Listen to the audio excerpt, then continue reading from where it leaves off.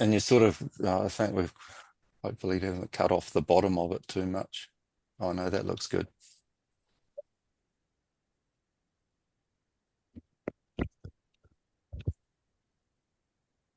Yes.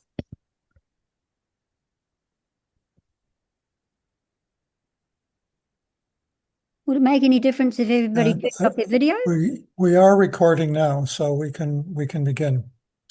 Okay. Okay, I'll get All started then right. because we've taken too much time. Okay. Well, let me welcome everyone to this webinar, sponsored by our Climate Declaration, as well as the Wise Response Society and Engineers for Social Responsibility and Degrowth Aotearoa, New Zealand.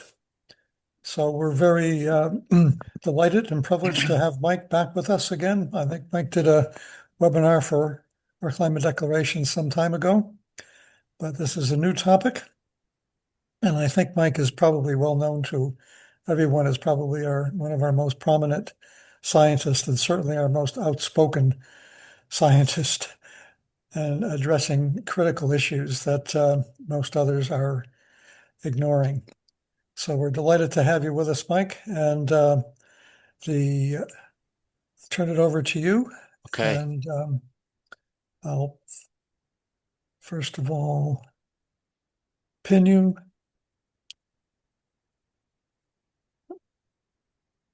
Do that.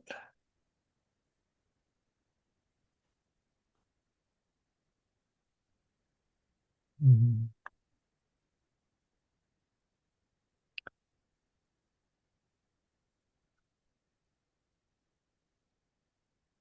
Okay, Mike, it's all Okay. yours. Okay, thanks. Hi everyone. Um, okay, so this electrifying the Titanic idea is just, I guess it comes from my frustration with the concentration on climate, even though it's just one of the many kind of issues that we face at the moment. It seems to be the only thing that's capturing imaginations, and I think particularly seeing. I don't know if you guys are seeing it too, but I'm getting lots of things popping up in my feed about the Straits of Hormuz and how solar panels wouldn't get stuck in the straits. And it's like people have completely forgotten how dependent we are on fossil fuels for everything in our current lifestyles, and that the renewable energy options that we have, like solar panels, don't grow on trees. They require huge amounts of fossil fuels to make them and to replace them. So that's where I came up with this idea of the Titanic, and just thinking about if we were to take that horrible, steam engine and all of the smoke and CO2 that's emitting and replace that engine with an electric motor with powered by renewable energy, how it wouldn't make any difference. We're still going to hit the iceberg. And so that's the thing. The Titanic is my metaphor for all the other crises. And that all of the other crises, including climate change, are symptoms of overshoot. And so just fixing one little thing is not going to fix anything. And so if you can change slides now, I'm going to talk about the cost of electrification. Okay, so this, I guess you guys have saw this, the Planet on the Brink report that came out, the state of the climate, and just looking at those graphs there, those kind of massive increases in everything. So we're looking at 45 years now of climate action, and we've got the mitigation, like carbon markets, and the number of agreements that we've had, and all these kind of things that we've been supposedly doing to mitigate climate change, and nothing's made any difference at all. The markets and all these pledges aren't working. So what are the real options that we have then for this thing that we have to get to supposedly net zero by 2050 and halfway there by 2030? So next slide, please. Okay, so I'll go through these options as far as I can tell, and people can correct me if I'm wrong about some of these. But when looking around, all I can see is our options for net zero are one. I'll just put them in this order, but carbon capture and storage, and I'll talk about this, the great illusion or the great delusion. So just to put it, there are lots and lots of figures around here, and I won't get too bogged down on them, but just to say that everything that we talk about capturing and storing carbon dioxide is just some tiny, tiny proportion of what we would need to get there. 0.1% is what's said in lots of these things, and we're just not even getting close. And there's a whole lot of other implications with carbon capture at source. So where you're producing the carbon, where you're burning the carbon, and this idea that we can capture the carbon there and put it back in the ground or whatever it is. I mean, it's just so far from reality, because we're next slide, please. We're already at the brink of not being able to, the energy return on investment of fossil fuels declining so fast. If you then add the energy requirement of taking the carbon out again and putting it underground, then that you just push the EROI down even further into just not even worthwhile doing. My favorite thing to hate is this idea that we plant trees to offset fossil emissions. I'm sure I've said it to you guys before, but I'll say it again. If you plant a tree, sure, it captures carbon. It captures the carbon that was lost from the tree that was there before this tree, or the wetland, or whatever it is in nature that you're proposing to take up carbon from fossil fuel emissions. It doesn't do that. It takes up, there's two sources of carbon in the atmosphere. One is from land use change, or chopping down trees and draining wetlands and all that kind of stuff. And the other one is from burning fossil fuels. And yes, we have to capture that carbon again that we lost from all of that land use change. But nature can only capture back that was lost. It can't then capture the fossil fuel emissions as well. It's completely self-delusional to think that nature can capture fossil fuel emissions. And so then it becomes nature becoming an enemy, not a friend, because then those trees become dangerous trees, because they allow us to think that we can keep on burning fossil fuels and be mitigating them by planting them. Next slide, Jack. So then another option is to actually, well, I think it's the only option, and that's net zero by zero fossil fuel emissions. To give you an idea of what we would need to do, and we could go sailing like this is my old boat here. That doesn't burn any fossil fuels, but we'd have to reduce consumption by nearly 20 exajoules each and every year between now and 2050. And that's more than the entire global consumption of solar and wind energy last year, well, in 2023. So that's the order of magnitude. That's the magnitude of the change that would have to happen for us to be able to get to net zero. And I don't need to remind everyone here, but I think the rest of society needs to be reminded that everything that we take for granted in our modern lifestyles and the wealthy world where we all are utterly dependent on fossil fuels. So yeah, I'm all for no more oil, no more fossil fuels, but we have to understand the consequences of that as well. Next slide. And so the one that seems to be that captures everybody's imagination is this idea of the energy transition. This idea that we'll just replace fossil energy with with clean, green, renewable energy. And of course it's popular. Everyone loves it because it's the only one that says that we can carry on as we are, or actually any of those things that have come before that I've talked about. A prerequisite for any solution to climate change seems to be that we don't have to change what we do. Next slide. So here's it's not just an elephant in the room. Well, the elephant in the room, I guess, is the meta crisis. But I've just named some of the elephants that are in the room here, and just my frustration with the carbon, climate change myopia, when we just look at that and we don't look at all the other things that are happening. So there's one of my lists of existential crises that we face that are symptoms of overshoot, symptoms of excess consumption, driven by surplus energy that's enabled us to drive all these systems. And so there they all are. plus I'm sure I've missed quite a few of them as well. But these are things that are not climate, but some of them may be worse, maybe made worse by climate change, but they all exist, independent of, and they just have in common with climate change that they are symptoms of overconsumption or overshoot. Next slide. Okay, so what if we did manage to electrify everything with this so-called clean energy? What would it look like? So there I've got that list of existential crises, and then and happy to be corrected on any of these things that you think could be mitigated by electrifying everything or clean green energy. So I've just put in my little column on the right there. Would the energy transition mitigate the crisis? And as far as I can tell, none of them would be in any way mitigated by this transition. Next slide. And this is my little rant from my from a couple of my articles I tried to put online. But electrifying chainsaws and logging trucks and ships won't stop deforestation and land use change and the associated biodiversity loss and social harm that goes with that. Electrifying fishing boats won't stop fisheries collapse. Electrifying our agricultural systems will not in any way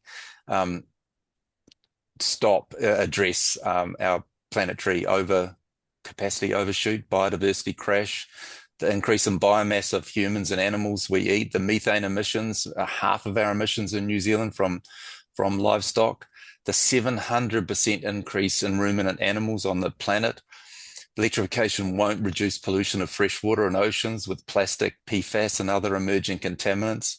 It won't limit soil erosion, land degradation, energy negative food, over-extraction, groundwater loss, wetlands loss, peak phosphate, freshwater eutrophication, oceanic dead zones, invasive species invasions, and the decline of insect populations. What it will do, though, is increase nuclear waste, exponentially increase the extraction of and processing and transportation of materials, and I'll give you examples of that coming up, especially the critical materials, minerals, and much more. Really about the materials is mostly what I'm going to talk about, and just a reminder that we are 15th worst in the world per capita for the amount of material that we dig up and process. And the next slide, please. Okay, so how's this transition? I keep hearing about the energy transition. People talk about it as if it's happening and it's all on. Despite all of that hype, we're using more, we have less renewable energy as a proportion of our total energy consumption than ever in the past. World energy consumption of fossils per capita on this graph here. Next page. And if you look at exajoules,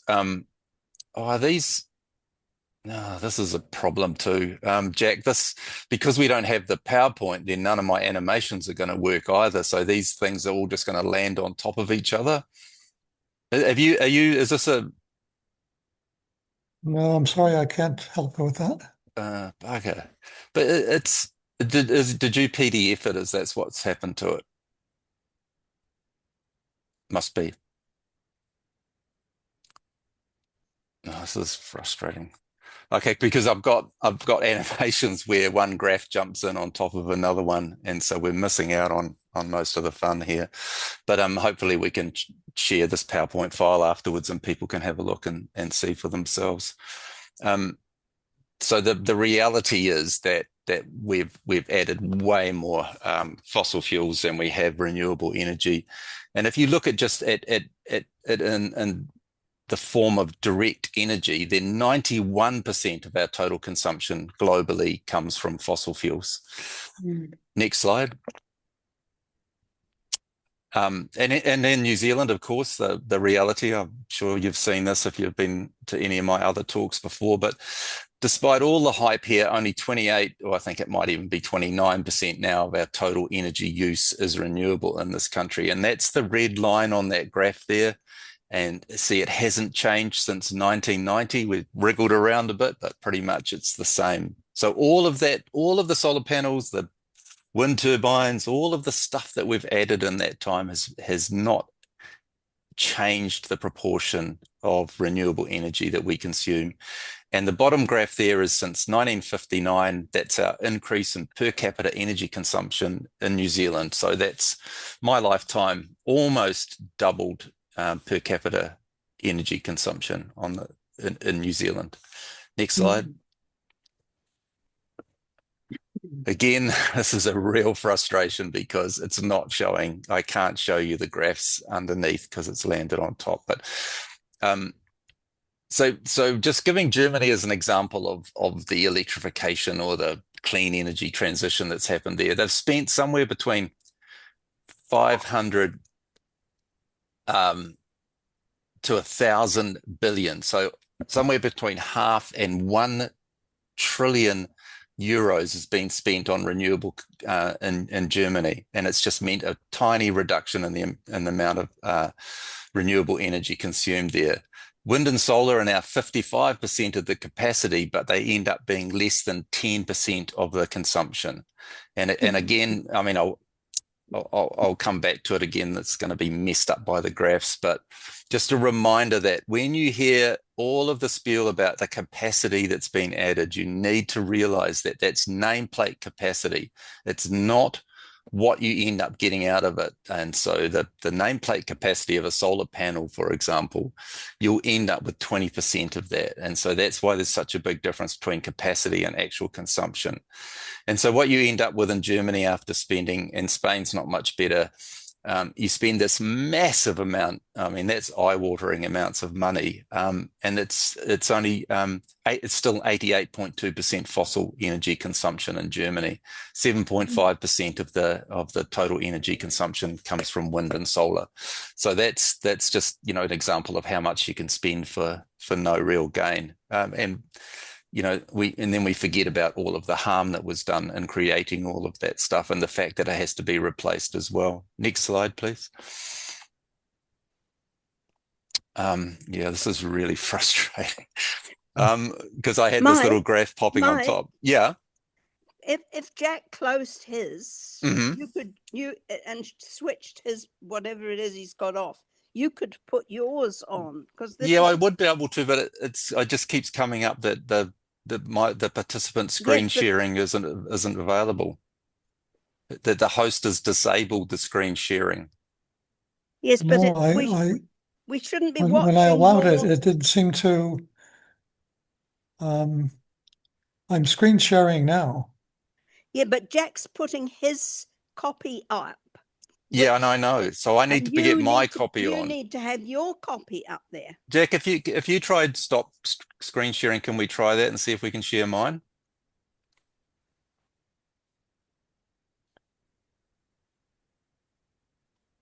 No, it still won't let me do it. It still says I just get the box. When I go to share, it just says host disabled, participant screen sharing. That's strange because I'm. But why did Jack put the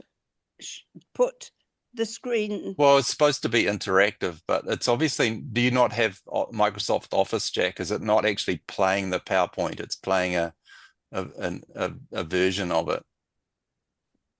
No. Jack, have you made Mike a co-host? Because we had similar problem the other night, and I made the presenter co-host, and he has a lot more capacity to use Zoom.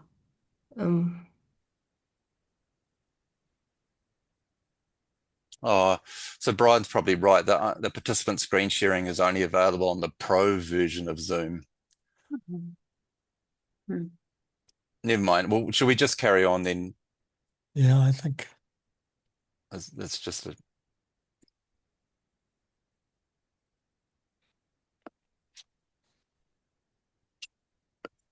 Maybe I can get my...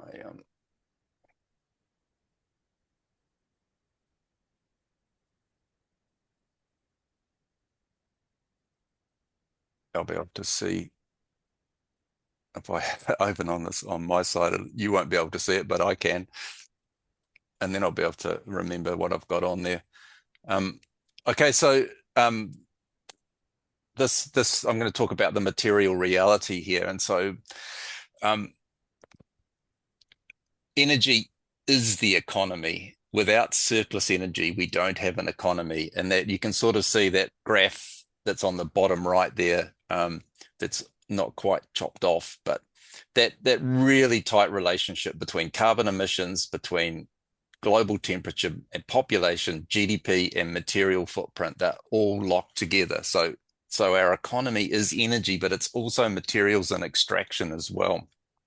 And the bit that's on top that you can see there is this is for the average American, but I'm sure it won't be that far behind in New Zealand. And you look at this is from their Minerals Education Coalition. So this is from the miners themselves, sort of talking about how important mining is to all of us. But the 2024 figures, so for an individual now, that's 13,000 tons of material per person that is mined to maintain our current lifestyles, or at least our American lifestyle. Next one, please.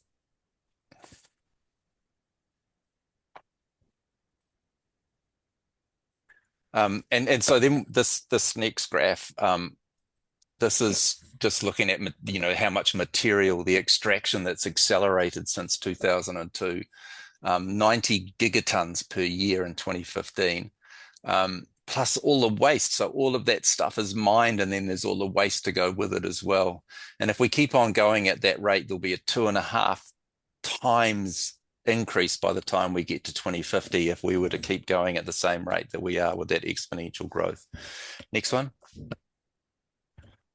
And I want to give you an example, and copper is always a good one to use. And so this is, you can see from those diamonds, the red one, or those whatever they are, those little boxes there, that high is red, moderate is the orangey color, and blue is low. So you can see that copper is just so important to just about every part of the transition.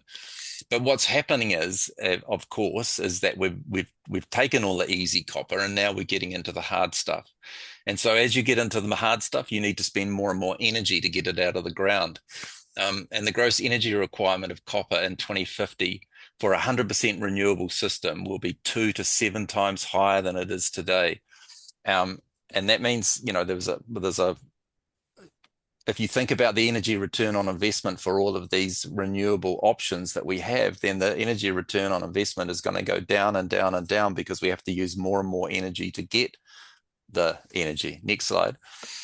And if you look at the reserves that we have, so you look at that graph on the left there, you can see the number of major copper discoveries are in the little stacked bars, and in the background with the black with the white edge on it is the copper price, so the price going up. So according to the studies, and the links are in the file here, but this is Michaud's work, then would require us to mine 4,575 million tons of copper, which is 4.5 times the amount that we know of so far. And he made that really good point too, that it takes 17 years on average to get a mine going from the time you get a discovery until you get that mine underway producing. And this is from BHP in Australia. The grade of copper ore has declined by 40% since 1991. So that's going down. Next slide. And then you've got the problem of so that's the amount of material that has to be dug up increases every day, every time, every year, every day, every month. You need to mine more and more and more material to get the same stuff. And the conversion of 1 kilogram of copper concentrate from the ore, you get all of this mine waste as well. And a ton of copper means 500 kilograms of carbon dioxide as well, plus the sulfur dioxide. And so, there's a lot of waste. Next slide. And when we look at, so I'm going to just compare the material that we've got here for different forms of energy, and So the first bit here is using watts, so just the flow. So the critical minerals, offshore wind needs 9 times more critical minerals than gas. And we're just comparing it with gas in this slide because this is the material that I have. I'm not saying we should keep burning gas. I'm just saying this is what we have been using. And if we want to change, this is the extra amount of material that we're going to need if just to compare it with gas.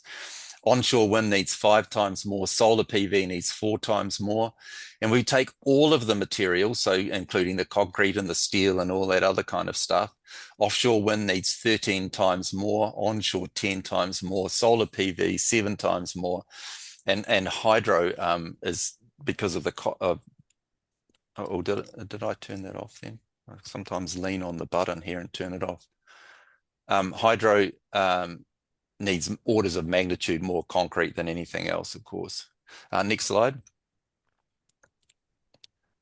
This is the one where my bloody black graph has landed on top of it. But so you'll just have to, so behind that, just looking at megawatt or watt hours now. So the actual material limits when you look at consumption. And it's this, so this includes the capacity factor, which, by the way, for photovoltaic in New Zealand is about 15% on average, and for wind it's about 40%, but I'll touch on that again. So offshore wind needs 27 times more metals or materials than gas. Solar PV needs 26 times more, and onshore wind needs 18 times more. This is when you look at consumption in watt hours. And my question there is this clean green energy? I don't know how you could possibly, you know, of course the energy itself is clean and green, but the stuff you have to capture it with. And just to give you an idea, this is why this thing's ended up on top of the slide, is this was supposed to fly in. This is my neighbor who's just installed a brand new 6.4 kilowatt array on his house. And this is the latest technology, and it's set up perfectly to face the optimum angle. And you can see in July 24, the capacity factor was 4.45, so less than 5% capacity factor. Because in wintertime, short days, lots of cloud, that's when you get this. So you have to be aware that, you know, people just seem to just blindly think we can just replace everything with solar panels. This is the reality, and it's not as good. Next slide. And now we look at the life cycle requirements. So this is a big study that was done by the European Union, and they did looked at life cycle requirements of materials for electric technologies, and this is in based on per unit of consumption per megawatt hour over its entire lifetime. And so you can see, so we're starting off on the left there. We've got coal, natural gas, hydro, nuclear, concentrated solar, and then PV. So when the biggest bars there are for concentrated solar, photovoltaic, and then wind to the right there. And each of the bars are broken up by those. And there's the reference there again. If you get the file, you'll be able to go and have a look at this for yourself and see this reality of the materials for the electrification. Next slide. And here's another study looking at this. So net zero 2050, if we were to do that using electrification, you would need graphite, silver, and cobalt exceeding and this is exceeding how much we're producing at the moment by 38, 60, 40, and 81 times respectively. Silver and cobalt are 1.7 and 1 times greater than we know of as estimated global reserves. So 1.7 times what exists. Next one. Just to give you an example, I hear all this talk about how fantastic it would be to have an offshore wind farm in Taranaki, and how it might be on the cards now. They've banned the sea; they're not going to mine the seabed there. So according to the IEA and some other sources, each offshore turbine needs 8 tons of copper per megawatt capacity.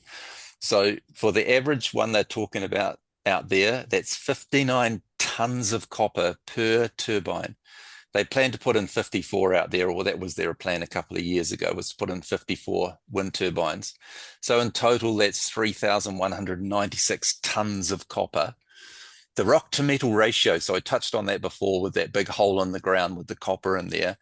In 2022, it was 523. So that means you have to dig up 523 units or tons of copper to get one of material to get 1 ton. You've got to pick it up, you've got to dig it, transport it, process it, and spit it out into a tailings dam. So 523 was what it was in 22. It'll be higher than that now, and it'll be higher than that tomorrow and next year and forever. It will just keep going up. You'll need more and more material dug up to get the same amount of copper. So in total, that 30,000 tons of material mined to get the copper for 1 turbine.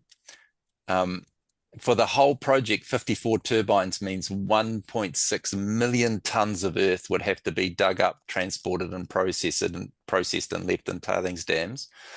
For 900 megawatts at Taranaki, which is what they've got in mind, that's for onshore wind turbines.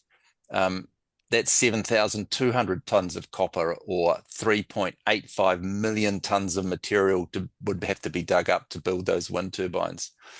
And then according to MB, there are 10,000 megawatts of potential onshore wind in New Zealand. And so at 3 tons per megawatt, 30,000 tons of copper, which would be 15.4 million tons of material mined. Just pointing out some of these realities that never seem to get mentioned. Next slide.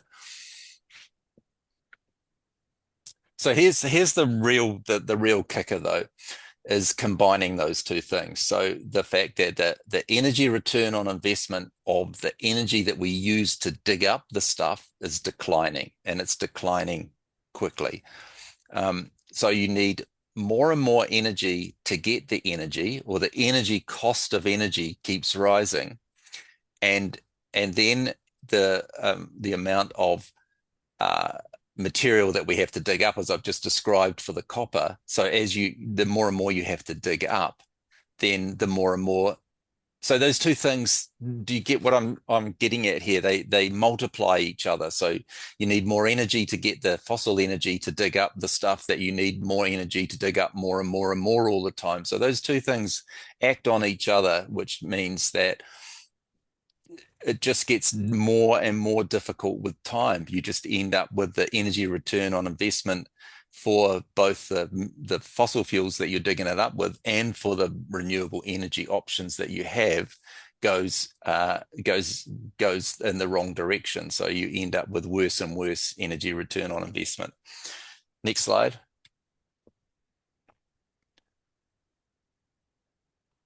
Okay, so what about the efficiency gains? People will be telling me about all the technological improvements that we've had. So one is Jevons paradox, and I guess that everybody knows about Jevons. I hope you do, but there's just this idea that you make things more efficient, but then we do more of it, and so we end up wiping out the gains that we've made. And there are so many examples of that, but the second part of it is that any of the gains that are made by increases in technological efficiency are all negated by the fact that the materials need, the whole story that I just talked about before.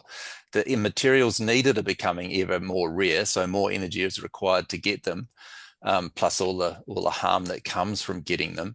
The energy required to do all the mining has a declining energy return on investment. So they only are going to get more and more expensive and more energy requirements. So the gains in technology are just negated by those realities.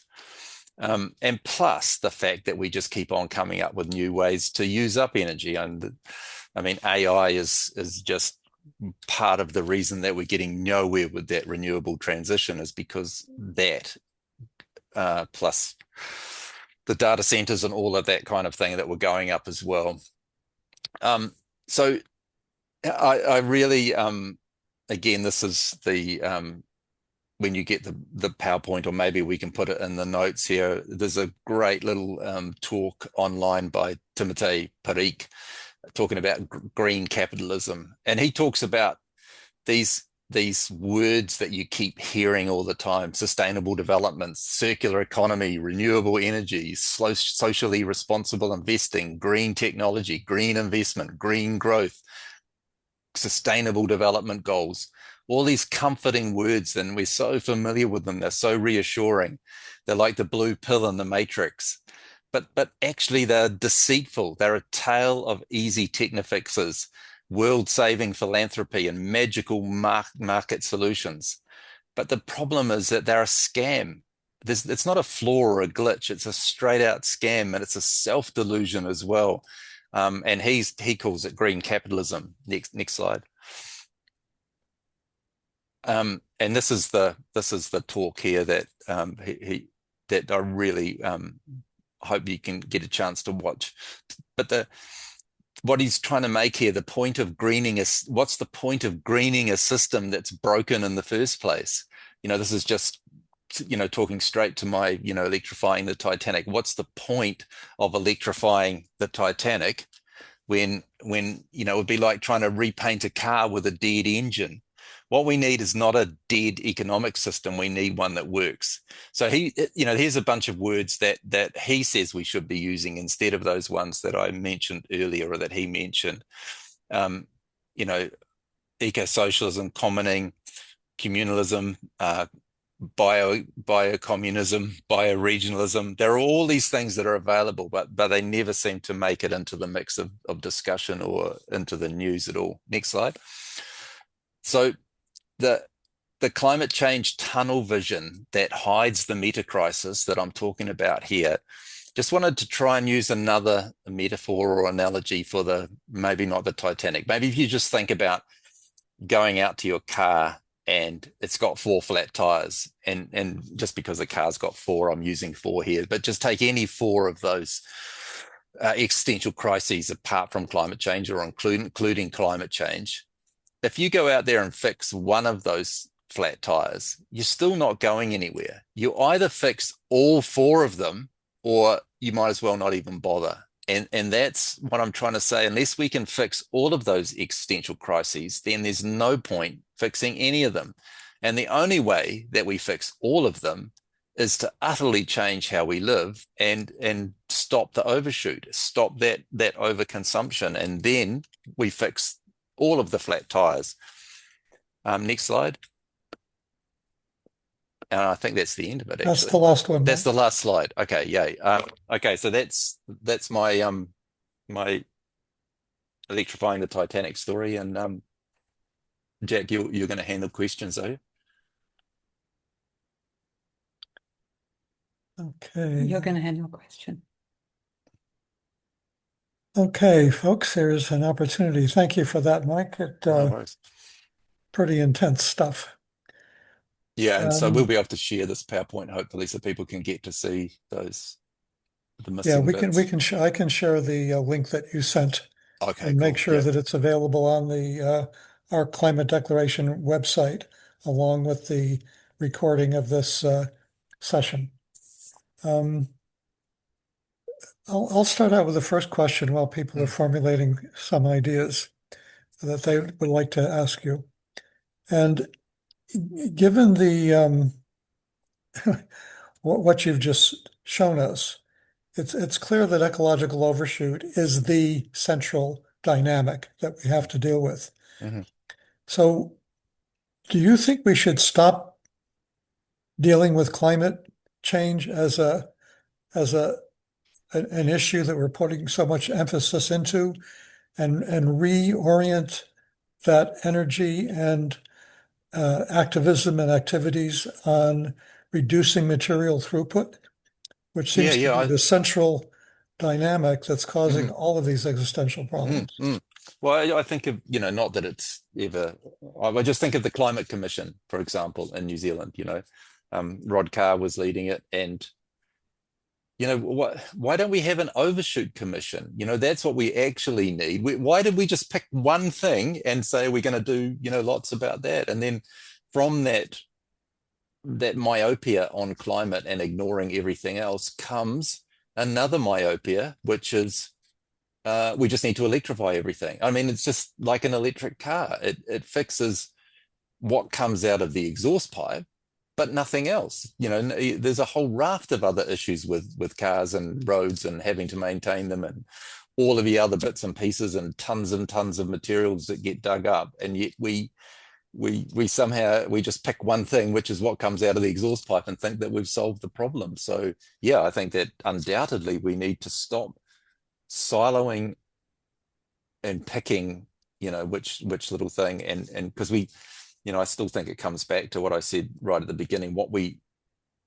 When I say we, I mean it's just a general we humans want is not have to change. And so what we want is a way to carry on, especially us in the wealthy world, of course, that we want to be able to carry on because this is all we've known. And we don't want to, we can't imagine a world that isn't like this. I talk about it as the crisis. There's another crisis that I could add to the list there, which is the crisis of imagination, where we can't imagine, well, some of us can, but most of us can't imagine a world that isn't like this, because this is all we've ever known, and this is what our parents have known, and this is our paradigm, and it's really hard for us to see another world. And so we want to keep finding an easy way out, and electrification looks like a nice easy way out. Yeah, okay. Questions from other folks? If you could raise your hand, and I'll see if I can identify you. And I can't. How do I raise my hand here? there's Where? I'm not sure. Jane. Oh, no, you're clapping there. Okay. Right. Um, Can you hear me? Kia ora, Mike. It's Jane here from Taupo. I've met you before. Yeah. I was surely just there are wondering, some of us might have seen that country calendar episode on the weekend. Anyway, I'm just sort of thinking, I know you're an ecologist, but do you see some kind of hope in agriculture that is using healthy systems and often cooperatives and local production connecting consumers to producers, like we saw as a possible response to our current immediate crisis, and then that would sort of set an example? Yeah. No, so Jane was talking about that. I don't know if you could all hear it, but that agriculture could be done so much better, and we could eat locally and grow locally and have low input farms and regenerative agriculture and grow our food well. Yeah, 100%. That's part of how we need to change. So that is, we have to think local. We have to think, that it's that globalized world that's got us into the trouble that we're in and made us so dependent. So yes, I think, and that's maybe that's a good example, Jane, of how you can imagine a much better world without so much consumption. If you just, I touched on it as one of those, one of the crises is our negative energy return on investment of food. So the current food supermarket type stuff that we buy has way more energy gone into it than we get back from it. And so we have to stop that. The only way we can survive is to have food that has more energy in the consumption of it than went into the production of it. And so, yeah, that's going to be the way. If we're going to survive, if humankind's going to survive, then those are the kind of food systems that we'll have as those regenerative. The closer we can get to permaculture in our food systems, the more likely we are to have a future. hey, Leslie, you have your hand up. Go ahead.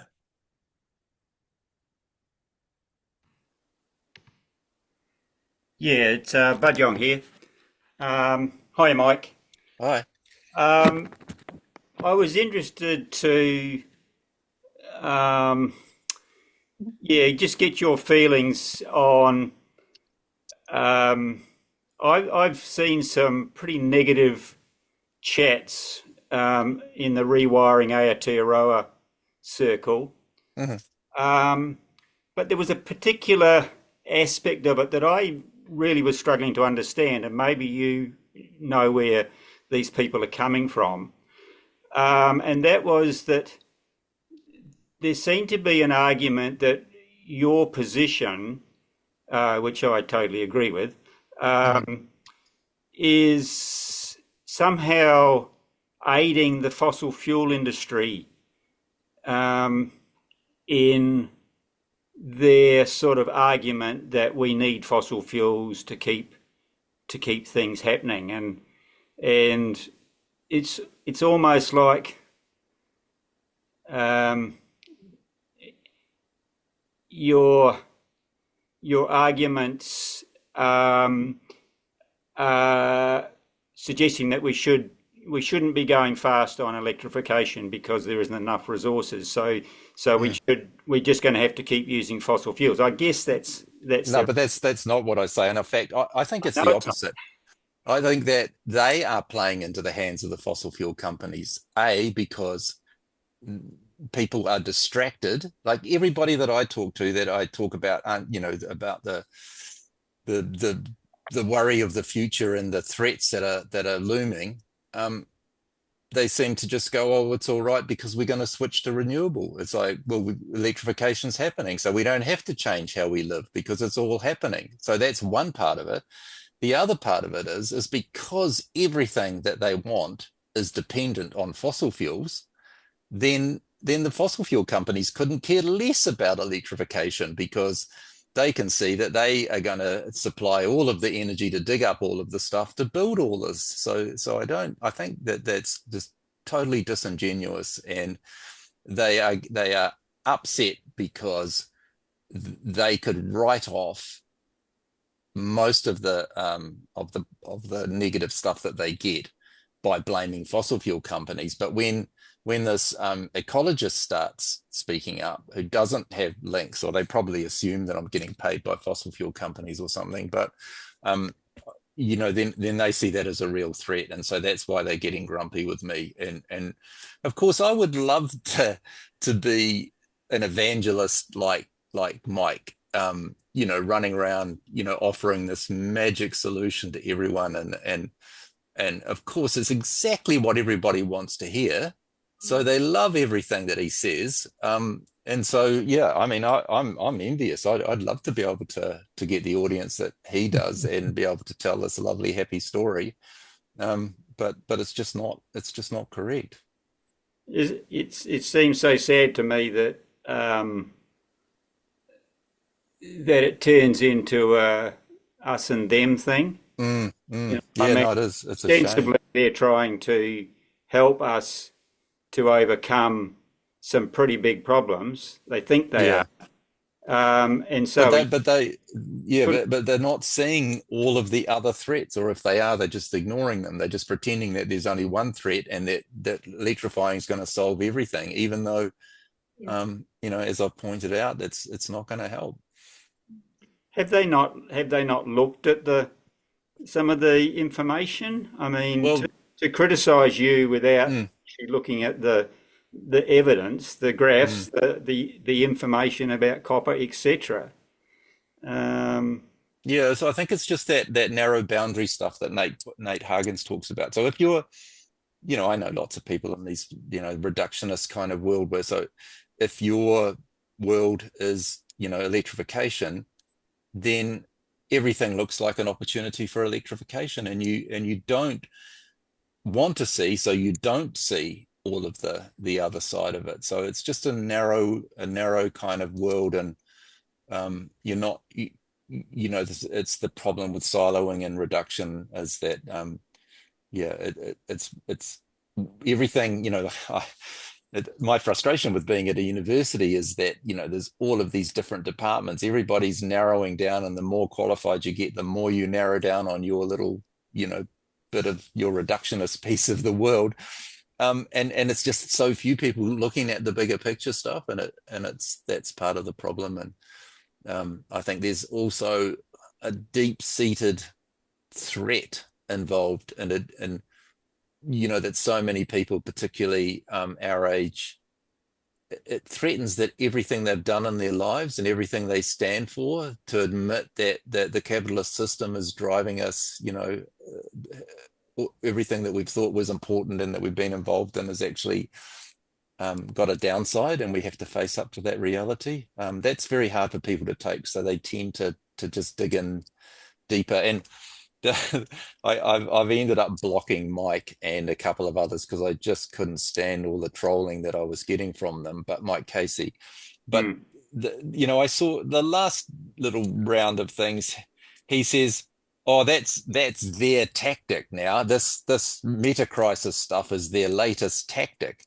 I don't know who they is, but as if this is some sort of game or something where like you have tactics in cricket and football, don't you? You don't. What's a tactic, and why would I have a tactic? What am I trying to, like it's beyond me. But that gives you some kind of glimpse into the way they think. I think. Yeah. Thanks, Mike. Cheers. Okay, thanks you, Leslie. We'll move on to the next one. Don't have a name. I just have 856. So go ahead. My name is Ellen. My partner Ricky here. Thank you very much for inviting us all. The word capitalism, green or regular or current, whatever flavor, which we ourselves have identified for quite a while now as one of the major drivers in maybe not all of the things that you have mentioned, because that just gets overwhelming. But yeah, so the question is there a known other economic system? I mean, we have our little, system with our community that is on food rescue and bartering, but even food rescue is actually just the ambulance at the bottom of the cliff, and it's still a result of capitalism, right? So we're just trying to mitigate something. But I mean, we would really need to, and there's more talk about this, but never a solution. We need to talk about an economic system pre or post capitalism. Undoubtedly, yeah. So I think the way I describe it is it's a cult. Capitalism is a cult, and almost everyone is in the cult, and it's very hard, of course, when you're in a cult to see that you're in a cult. That's why cults exist. But I think if you watch that, Timothy Parikh has come up with a really nice, his those words, and some of them, because of his really strong French accent, I wasn't able to get some of the names of some of those things, but he's written so much stuff between him and Jason Hickel. There are definitely much better alternatives to capitalism out there, and the ones that we will have to get to in a post-growth world. So, are they theories? Or is there something existing? I think, you just have to look back in history of how long humans have been humans to find that there are better ways, and there have been better ways in the past. But we didn't have capitalism, so we never had to compare it with no, and all the convenience that even we enjoy. It'll be very hard. But that convenience comes from excess energy from fossil fuels, and so it's going to be hard to let it go for sure. Thank you. Cheers. Hey, thanks. We'll move on to Adam. Thanks, Mike. Really good talk as always. Highly informed. I'm sure we'll get to see the graphs at some point. Yeah. You like a good graph, which I do too. Yeah. One of the things I just wanted to explore with you, because the overwhelming aspect, which was mentioned by someone else as well, I think is a key component. And it's a bit like that ball of string where to pull. So I think why some people get in a camp is so they feel like they can own and manage something. So which can cause tribalism and conflict, as you know, and so forth, the natural side products. But I guess from your experiences, because you've interacted with a lot of different groups and people, I just wanted to know how you feel about the ball of string and where to pull, because I've listened to Max Rashbrook, I've read some Hickel and stuff, and it all just gets like this massive shift versus actually there's trying to form that path to begin the shift. And I guess that's why there's tension perhaps between, okay, we need an energy transition, but we also need to recognize the cost and that we can't just carte blanche spend loads of energy on this transition. So I get that, but I guess what I'm trying to do is get your help to break that down a bit, that sort of a path that will work, because switching from capitalism, whatever, a cult is probably a good term, is such a big jump that people need to sort of taste the outside before they can. And that's a little bit of what they're talking about in terms of naming alternatives. But I feel like there's sort of even that step even before, which is to go, okay, if you want someone to get off their comfy couch and not use loads of energy, what's the motivator? And I know apocalypse should be enough, but it's not. So I guess I wanted your take on it. Look, I don't know. I grapple with this all the time, but I know that it's we either manage our way down or we crash. So I don't know. I don't have the answer. I'm not trying to push a barrow. I'm not trying to tell anyone how to live their lives. I just want people to be aware, and I don't want people to be taken in by these kind of what seem to be easy solutions where you ignore half of it and you just go, oh, renewable energy is going to save us. I have no doubt that renewable energy is going to be part of our future. It can, as Nate Huggins says, you can power civilization, but just not this one with it. And so it will be there, but it's changed. I can't answer. I don't know the answer. I grapple with it all the time. And I just, like when you like this kind of the Straits of Hormuz thing, to me the lesson is, look how much we're dependent on fossil fuels. Look how much we need to change. This should be a wake-up call, like COVID should have been a wake-up call. But look what happens. You just get people saying, oh, no, look, this is that Guardian article yesterday saying, oh, this is fantastic for the for the renewable energy solution, is that people are going to switch from fossil fuels to renewable, as if they just fall out of the sky. It's that kind of instantly grasping for what's the easy answer kind of thing, and it's very hard to get harsh reality out with people, and so no, true. I mean, I guess why I've got hope in your brain, I guess, is that it's the fact that you've had some success in the water area. So there's been some amazing things and an increased awareness, in a big part due to you, I think, around waterways and contamination and water quality and stuff. So I'm wondering whether, if sort of energy is quite analogous to water and stuff, there's something in there about the quality of life and the sort of almost being overjuiced or whatever. I haven't got my head around it yet, but I'm just sort of seeing. But there's a really bad side of that analogy with the fresh water, and that 20 or 30 years of me fighting for awareness, and what do we get? A coalition government that throws out everything that I might have been part of achieving over that time. So there is the public awareness might have increased, but look at what this coalition government's done. They've thrown out every bit of freshwater protection pretty much that wasn't really up to scratch, but it was a hell of a lot better than what we've ended up with.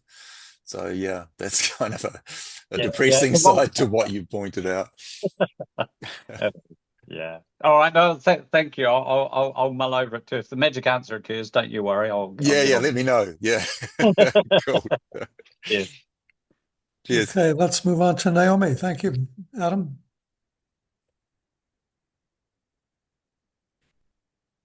Naomi, you could unmute yourself and. Hi there. Am I unmuted successfully? There you go. Oh, good. Thank you for that. Hey, thank you, Mike. Just taking in what you're saying about not just fixing the one tire and why painting the car green when you need to change the car altogether. But you also talk about managing our way down or just toppling down. Thinking about different strategies towards degrowth, things like smaller houses or car-free or car-light cities or spaces, low meat diets, public transport. So let's say just that towards somewhere along the transition towards a non-capitalist society, we might spend the next 10, 20, 30 years in something like a capitalist society. What could be some of those either low-hanging fruit or big, high-impact kind of degrowth strategies that we could look for our policymakers to start promoting that would have the most impact? Yeah, well, I think that you named a whole bunch of them there. That's the kind of things, public transport, like the amount of money that we're wasting on roads that we won't be able to drive on soon, it's just unbelievable. That kind of idiotic spending that's happening at the moment. We've got a tiny little bit of fossil fuels left that we can possibly use to stay in and still have a livable planet. None of that should be going to building jet airliners and cruise ships and all of the other crap. And AI and all of that rubbish, and wars as well. I mean, so nutty to think that all of these humans are blowing each other up all around the world when we have one enemy. We have the meta crisis is the enemy that we should be fighting. We're just distracted by all this other stuff. So yeah, I think that no doubt we're going to have to I think we have to figure out ways of arming ourselves for the future and preparing for what's coming and adapting, and just in our own communities and where we get our own food from and that kind of thing is definitely something that we actually can do. I'm just a believer that the only real change comes from bottom up, not from top down, and so we do it. We're the ones that can do it. Yeah. Sorry, but what's convinced you of that? That it has to just be bottom up? any other movement that I see that was positive around the world has come from the bottom up, not from the top down. Yeah. Thank you. Cheers. Thanks, Naomi. All right, Bev, you're next. Unmute yourself, Bev. Yeah. First of all, before I ask my question, I've got one quick question with a quick answer, and that is, who designed your boat, Mike? Oh, it's a Woolacott.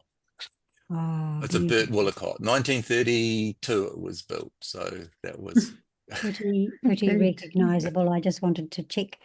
You've actually answered the question I was going to ask, but let's just change it a little bit. I think the biggest problem in the world is impunity. The impunity of a coalition that comes in and undoes some very good work at great cost is one. And then there's a person who decides he's going to start a war that nobody wants. And it escalates. And now we've got the Middle East is a trash ground now, and people are on the move with nowhere to live. Now that's going to be a huge problem, because even people who are living in a house that's got a little bit of land around it are still going to have trouble in the future finding enough clean water to drink and growing enough food to feed themselves. So the impunity of idiots being in charge in the world, and all the good people like yourself running yourself ragged, spending years convincing. Yes, Deirdre, I can see you laughing because you did the same thing. Yeah. You I was just talking succeeded about until that today. vaping came along. So I think we really need to have some sort of worldwide movement to say the idiots have to actually not be treated with impunity. They need to actually be brought to justice. How the heck do we do that? Because the United Nations is now past due date. It had a very good start, so we really need something else. And I don't know what it is, because we're all getting older. Yeah. No, we're just talking about getting old. Deirdre's 20 years older than me, and so I think I'm old and getting tired, but I just look at Deirdre and go, no, I've got plenty of fight left in me, because she's leading, she's showing how it can be done. But that impunity though, Bev, is the thing that really frustrates me is not Trump or Shane Jones or whoever, but the fact that they get away with it, the fact that nobody calls them out, that the impunity comes from us all. Well, not us, I don't know what we can do, but the people who should be doing something about them just seeming to be doing nothing, just playing along with it, the way our leaders play along with Trump. It's a, treating him like he's sane. I cannot believe it. That's the bit that makes me sad, not the actual, person That's a themselves. stage further, and that we're all just as mad as them, thinking it's normal to let them carry Yeah, on. that's right. True. Would you let your mother behave like that? Yeah, exactly. Yeah. Thank you. Cheers. Hey, Lucy, go ahead. Unmute yourself. Kia ora koutou. I am wondering, I'm an educator, and I generally educate children, usually on sustainability areas. What would you have me say to your grandchildren? Yeah, that's really tricky. Like I don't know. Because I teach, but I teach kids that are a bit older, and they choose to come to university and choose to study environmental science and geography. So I don't feel so bad about giving them the reality. But I don't know with kids. I don't have kids, so I don't have grandkids because I never had kids, so I can't answer that. I don't know enough about kids I just think of my own childhood and how lucky I was not having to deal with any of this stuff. And I think, I did as a child. from I had very environmentally and socially active parents, and so I've known about it my whole life, since before I was born, I think. And it wasn't a happy message to grow up with, and everything they predicted has come true or worse. So I'm in a funny position now of educating, and I love, I teach people to grow things and reuse things, and that's all lovely, but now the subject of energy is coming up, and teaching people to electrify, and I've been concerned about this, and everything you've said tonight has confirmed all my concerns. And so I'm just wondering what other people think. What we don't want to terrify our children, we want to empower them. Do you follow me on Substack? I don't. Oh, okay, because I shared a paper. There's a couple of papers on education that I've been involved in just recently. That would be really interesting, I think. One on hope, and one on misery in education. So yeah. I'll have a look, Mike. Thank you. Cheers. Okay, Joanna, you have a question for Mike. I don't. I have a response to Lucy, actually, to say that there's really quite a wonderful curriculum for level 5, 6 kids.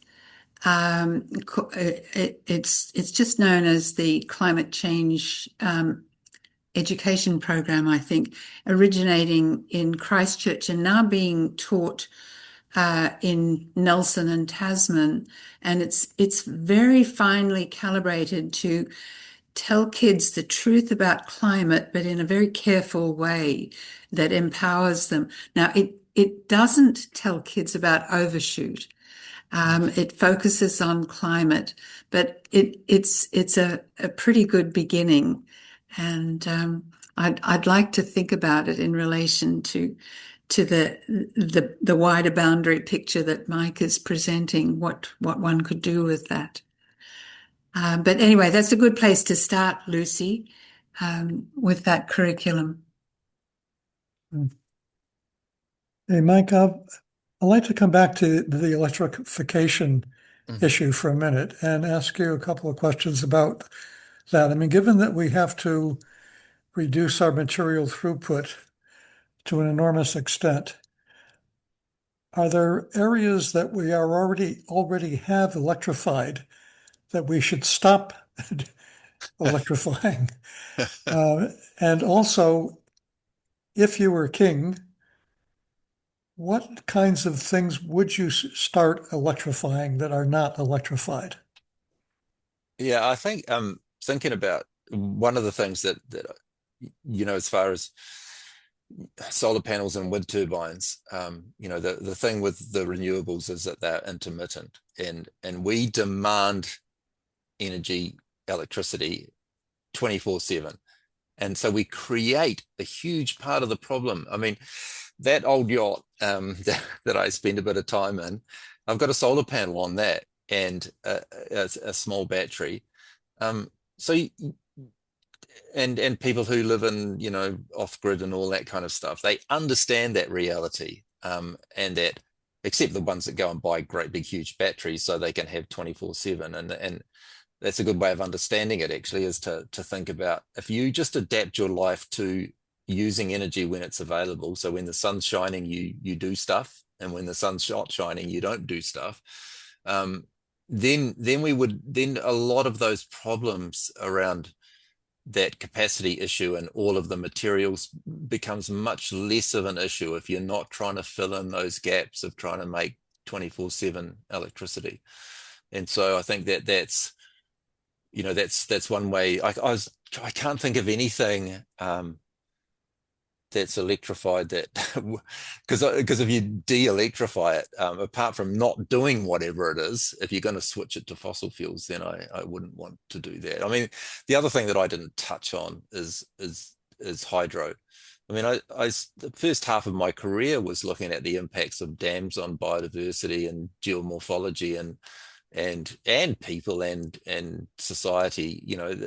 Again, so many people seem to think that hydroelectricity has no impacts and it's what we should be doing, and it's just the opposite, the reality. But so yeah, I don't know if I've really answered what you're saying, but yeah, I think that part of that future that has some renewable in it is us adapting our lives to fit in with what's available, rather than demanding to have electricity as much as we want 24/7, because that's when we run into big problems. Yeah, well, I mean, my sense is that electricity itself is unsustainable at the scale that we use it. And if we were going to use it for anything, I would think it would be to ensure our basic needs.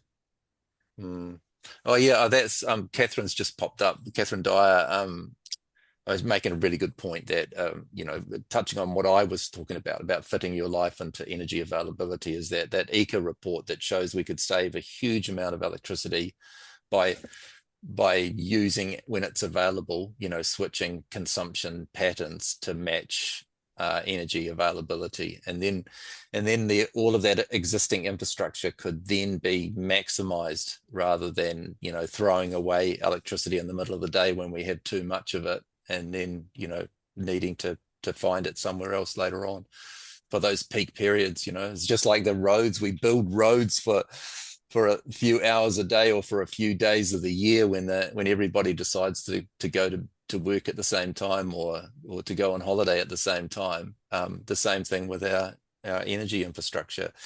It's built for the extreme, rather than trying to smooth out those extremes, and then you wouldn't need anywhere near as much of it. Yeah.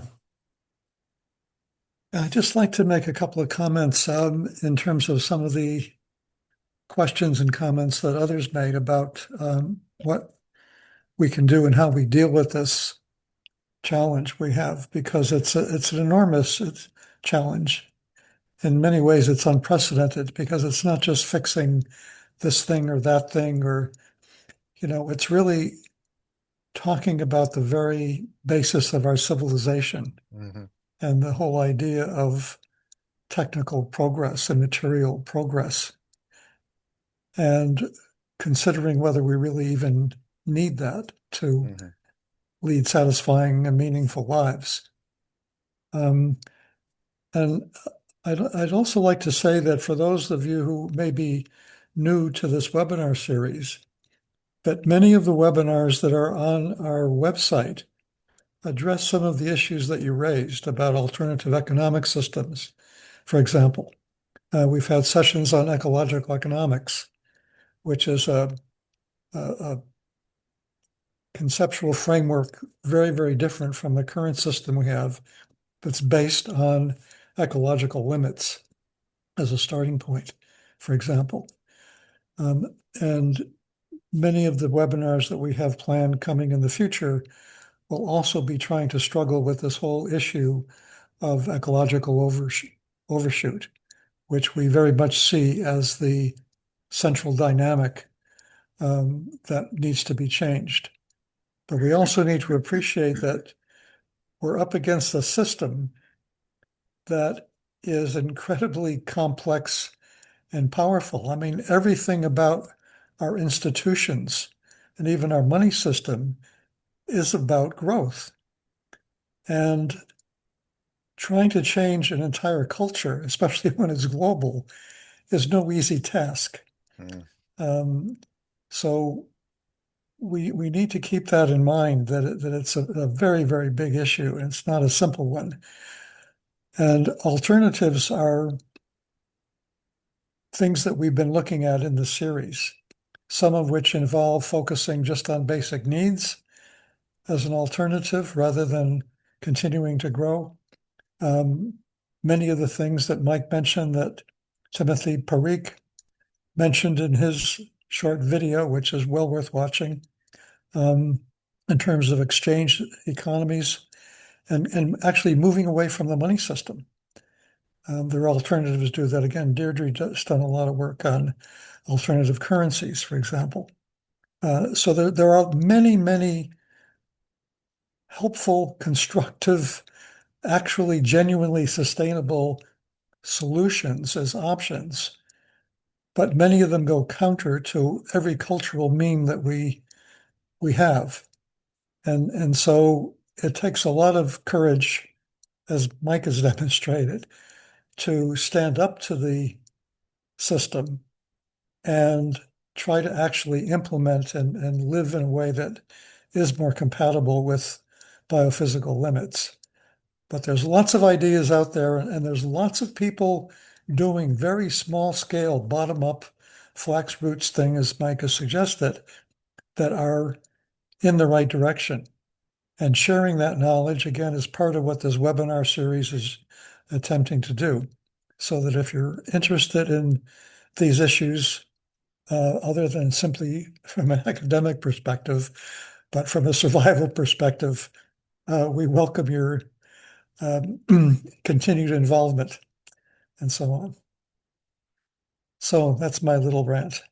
Let's see if anyone else has any final comments or questions for Mike. We have a couple of minutes left. I have, if I could just have a word, Jack. I see a question Sure. about where is the website where people can access our earlier webinars. If you Google Our Climate Declaration, you'll find ourclimatedeclaration.org.nz. Correct, yeah. And if you have questions that you would like to make, then you can send them to info@ourclimatedeclaration.org.Zealand, which I monitor. So please don't hesitate to communicate. And I'm sure there are a lot of points that you will find interesting on our website. And many, many thanks to Michael for this very brain-filling and stimulating, if also a little depressing webinar. Anyway, over to you, Jack. Yeah, and also I'd like to mention that one of our co-sponsors is the Wise Response Society, and there's some excellent material on that website as well, particularly a recent piece by Nathan Surendran on bottom-up ways of at community resilience building level for dealing with many of the crises that we face, including cost of living challenges that involve making communities and neighborhoods more resilient. Lots of good ideas there. Jack, can I button again, since you have mentioned Nathan Surendran? It's useful here to say that our next webinar is in fact to be given by Nathan on, I think it's April the 29th. You can confirm that, Jack? Yes, that's correct. That's correct, yep. Yes. Thank you. Thank you. Okay, Beverly, you've got your hand up again. Go ahead.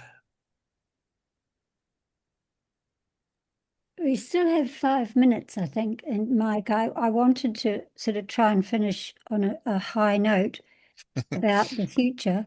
What are your plans for the future to rally people or address?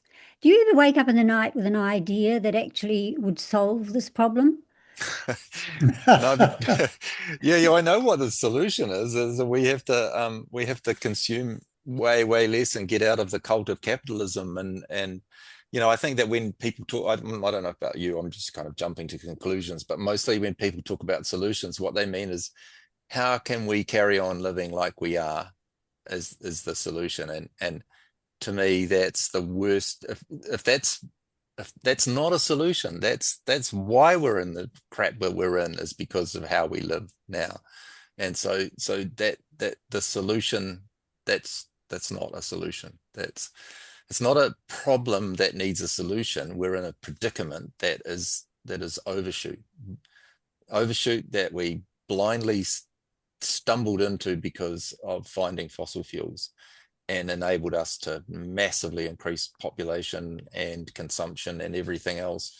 And the peak's over, and we're on the party's over, and we have to learn to live with a lot less of that junk. And I don't think I know I don't have any doubt that we will be, our lives will be better without most of that stuff. As long as we don't freeze to death and we've got something to eat, we got healthy food and clean water, we have everything we need to be happy without all this other stuff in our lives. So that's sort of my fun. Our ancestors seem to manage for a few 100,000 years before that's civilization developed. Before this came along. There's a couple of other hands raised. 856, I think you've had an opportunity previously, so perhaps we can go to the next person because we just have a few minutes left and we want to be respectful of Mike's time.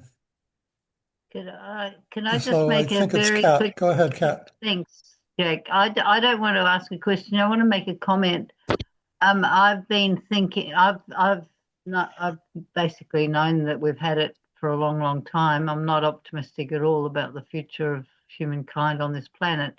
But in terms of the short term, how can I be most effective right now in New Zealand? And I've come to the conclusion that by far the most effective thing I can do right now is to get involved in the election campaign and vote the current government out. And that's where I'm going to put my energy. I think that's by far the most effective thing I can do, is to vote this current government out.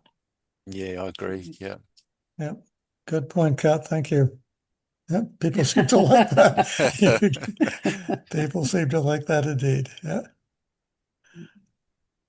Okay. Well, I think we've come to an ending. Mike, is there any last words you'd like to? I had another question. Mike? Oh, Catherine's got a question. I've been discussing some of this with some of my engineering friends. They push back by saying that, like, the mining industry is electrifying. They make comments about recycling of metals as well. Do you have any response to those kind of? Yeah. The recycling one's really simple. You can't recycle it until you've mined it. And you saw those numbers for how much more we would need to mine. And then, at some point in the future, but you can't recycle it while you're still using it. You only get to recycle it when it's finished its run, which is a hell of a long way in the future. So you've got to mine it all. You've got to turn it into the things that you're going to use. Then you have to you use a lot of energy and you lose a lot in the process of recycling. So it's, of course it's part of it, but it's just, it's so far off in the future that, and all these other existential crises are going to take us out before we get to there. And the idea of electrifying mining is like, it's just so It's like all of my stuff about electrifying chainsaws still chop down all the forests and all that kind of thing. It's like it doesn't get us anywhere, you know. Jack, before in case we run out of time, I just wanted to kind of have a plug for our Reality of Everything Symposium, 26th of June in Wellington. Probably not that many tickets left, but we are going to be able to share a lot of that afterwards. So keep an eye out for where do you find it? It's Reality of Everything. If you Google that, I'm pretty sure a Reality of Everything Symposium, you'll find it if you haven't heard of it. Yeah, good idea. Thanks, Mike. Okay. Mike, thank you very much, not only for this evening's presentation, but for all the excellent work that you do and all the flack you take on behalf of all of us. No, thank you, Jack, and all of you people out there. I know this. I recognize half of the people as really hard workers in this space as well. So yeah, thanks. Yeah, well, as you say, it's a predicament we have to learn to manage. Very good. Okay, well, thanks everyone, and keep your eyes out for our next webinars, and hope to see you again in the near future. Take care, all. Bye-bye. Bye. It was a good one, wasn't it? Oh, yeah, that's right. Absolutely. Fantastic.